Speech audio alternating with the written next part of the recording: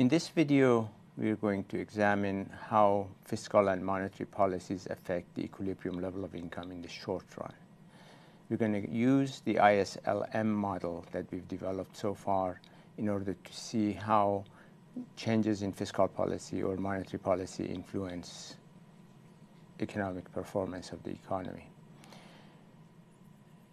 I emphasize the short run because if a policy changes in the long run, that affects the future of the economy and therefore expectations of people about the future. So we need to focus on the short run first and see what happens when policies change temporarily within a year or so. And then we're going to examine what happens when policies change in the longer run for many years and therefore do influence expectations of people, which in turn are going to have short-run effects. Let's first focus on monetary policy. Suppose that money supply is M0 at some point and the economy has come to some equilibrium, like this point, interest rate I0, income level Y0, and the central bank decides to increase the money supply to M1, higher than M0.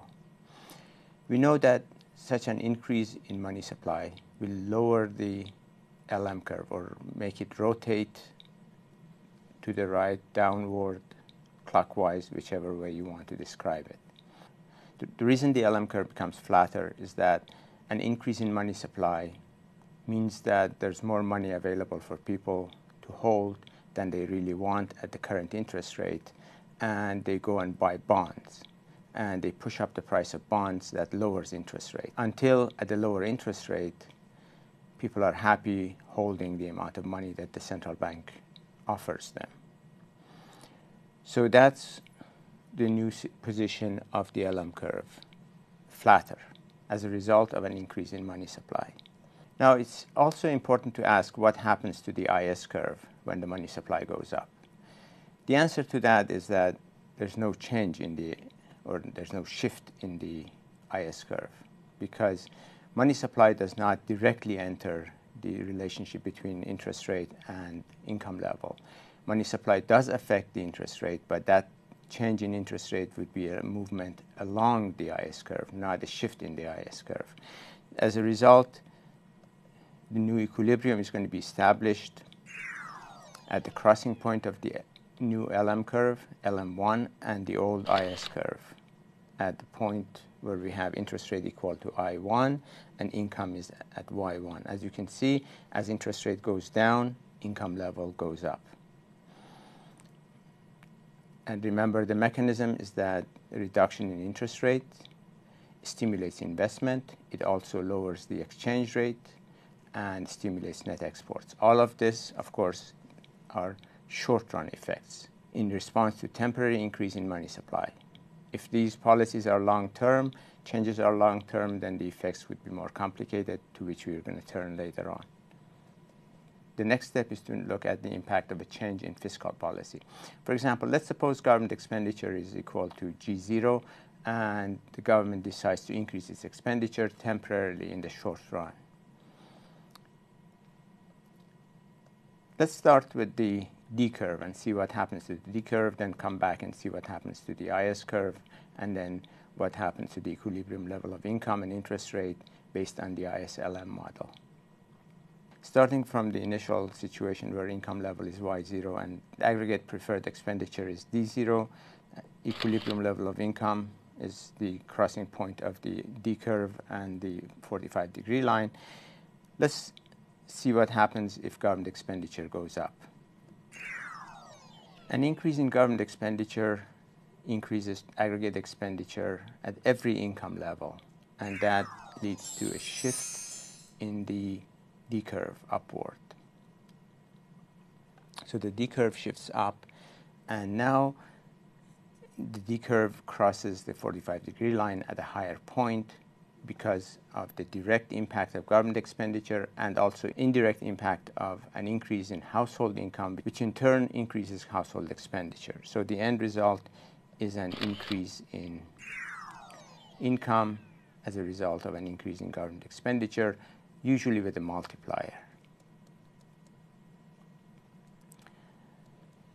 Now let's see how the increase in government expenditure affects the IS curve. Let's start from the initial position of the IS curve. Income level is Y0, interest rate is I0, and we want to know what happens to the IS curve once government expenditure goes from G0 to G1. As government expenditure increases, at given interest rate I0, we've seen income increases, let's say to Y1, and this is true for every interest rate. As a result, the position of the IS curve cannot stay where it was, and it's going to shift to the right. Remember that the LM relationship is money supply equal to K PY over I. Government expenditure does not show up directly in this relationship, so there's no shift in the LM curve. Government expenditure does impact income level, but a change in income level is a movement along the LM curve. So the equilibrium is going to be moving from point E to point F along the LM curve, where the LM curve crosses the IS curve, the new IS curve. The result is going to be an increase in interest rate from I0 to I1, and income level is going to go from Y0 to Y1.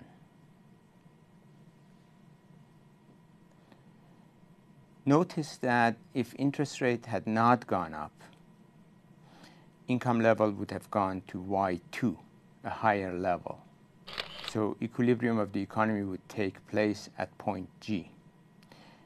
The reason interest rates go up is that an increase in government expenditure raises the level of income. People need more money for their transactions, and they need to get rid of their bonds in order to hold money. But as they try to sell their bonds, the price of bonds fall and interest rates rise. Now, in order to fully understand what happens after government expenditure goes up, let's look at this quick question. Let's compare the situation at point F compared to point E, and compare the level of investment and net exports in these 2 points. Are investment and net exports going to be higher at point F compared to point E? Are they going to be lower? Maybe investment is going to be higher, net exports is going to be lower, or vice versa, or maybe they remain unchanged. Take a look at these questions and pick your choice.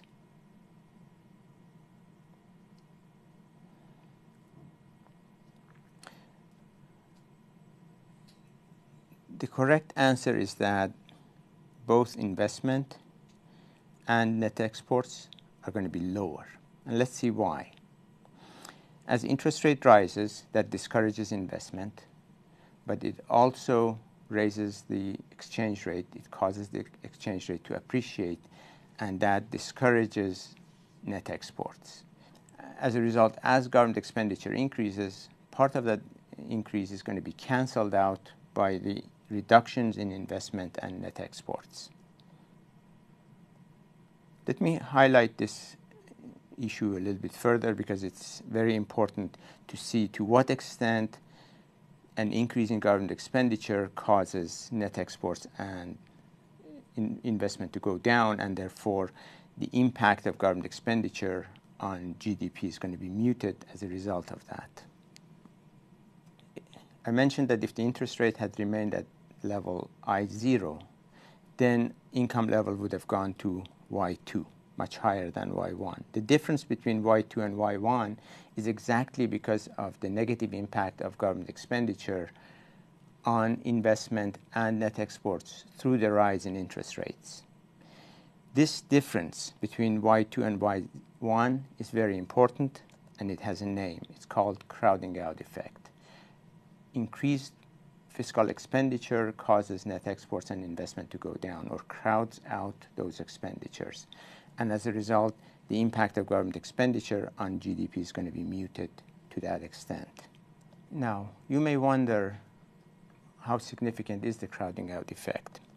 Well, to do this, let's examine the multiplier effect, how much GDP goes up for every dollar of increase in government expenditure, taking into account the crowding out effect. The figures I'm going to present is based on a recent study produced by the International Monetary Fund, IMF. This study shows that the multiplier is generally between 0 and 2 across world countries. On average, the multiplier is less than 1, meaning that if government expenditure goes up by $1, GDP goes up by less than $1. The full multiplier effect without the crowding out effect must have been bigger than 1, as we've seen before, because $1 of expenditure by the government should become $1 of income, and then the additional income should generate its own expenditure. The fact that the average multiplier effect is less than 1 shows that the crowding out effect is quite significant, quite large, and therefore reduces the impact of government expenditure significantly. The multiplier effect depends on a variety of factors, varies across countries quite a bit. For example, in industrial countries, the multiplier effect tends to be much larger than in developing countries. The reason for this is that in developing countries, usually the capacity is full and increased government expenditure does not leave much room for expansion, and as a result, the crowding out effect is much bigger. We're going to examine the role of production capacity limitations in developing countries in a later video. The other factor that affects the multiplier effect is the exchange rate regime.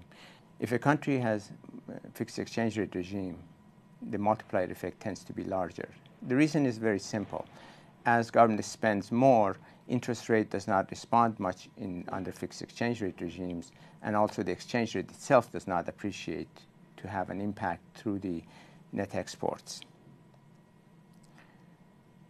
Under flexible exchange rate regimes, then the multiplier effect becomes smaller because the crowding out effect becomes much stronger. Another factor to take into account is the openness of the economy. If the economy is open, means that it's importing a big chunk of its consumption, and as a result, a bigger chunk of the increase in government expenditure is going to fall on imports rather than on domestic production. So the impact on domestic production and the multiplier effect is going to be weaker. And finally, high debt countries don't seem to benefit much from increased government expenditure, possibly because as they spend more, it becomes very clear that they're more likely to run into debt problems in the future or not be able to pay back, and therefore people take that into account, and production does not respond the same way that in countries that do not have much debt, and therefore government expenditure can expand and lead to increased debt without much problem in the future.